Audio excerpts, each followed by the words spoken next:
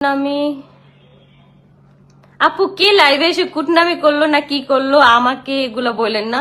এগুলো হচ্ছে যার যার একটা পার্সোনাল স্বভাব।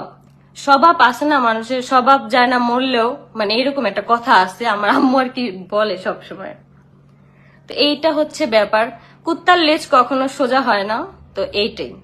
কুত্তার লেজ কখনো সোজা হয় না এবং কিছু কিছু মানুষের স্বভাব মূল্যও ঠিক হয় না। এবার তিশা এবং কাশফিয়া কালেকশনের উদ্দেশ্যে লাইভে এসে এই কথাগুলো বলল আখি। আখিকে নিয়ে তিশা এবং কাশফিয়া কালেকশন যে সকল কথা বলেছে তারই এবার উত্তর হিসেবে লাইভে কিন্তু কাশফিয়া কালেকশন এবং তিশাকে একেবারে ধুয়ে দিয়েছে আখি।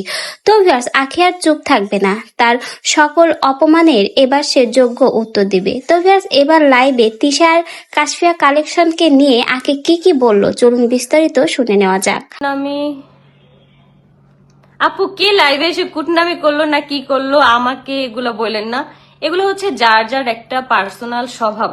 স্বভাব আছে না, মানুষের স্বভাব যায় না মরলেও, মানে এরকম একটা কথা আছে, আমার আম্মু আর কি বলে সবসময়। তো এইটা হচ্ছে ব্যাপার, কুত্তার লেজ কখনো সোজা হয় না।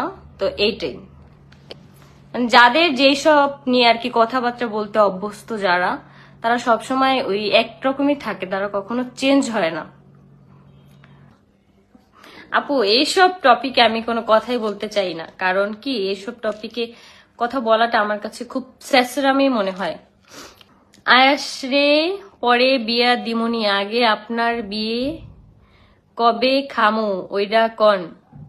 আমার জন্য পোলা দেখিস, তাহলেই হচ্ছে আমি বিয়ে করে ফেলবো। আচ্ছা একটা কথা কাইলানি, হ্যাঁ আপু, আমি কালো হয়েও আমি অন ক্যামেরায় আসতে পারি। এইটাই হচ্ছে, কি বলবো, কিছু বলার ভাষা নাই। কিন্তু আপু আমি তোমাকে বলবো, যদি তুমি সুন্দর হয়ে থাকো তুমি অবশ্যই আমাকে জানাবা যে তুমি কি ফেসে অ্যাপ্লাই করে সুন্দর হয়েছে, তাহলে ওইটা আমি দিয়ে আমি একটু সুন্দর হতে চাই। এক জায়গায় লাইভ হইতাছে শুধু আখি আখি, বুঝলাম না শাড়ি সেল করতে আসছে নাকি আখি আখি করতে আসছে।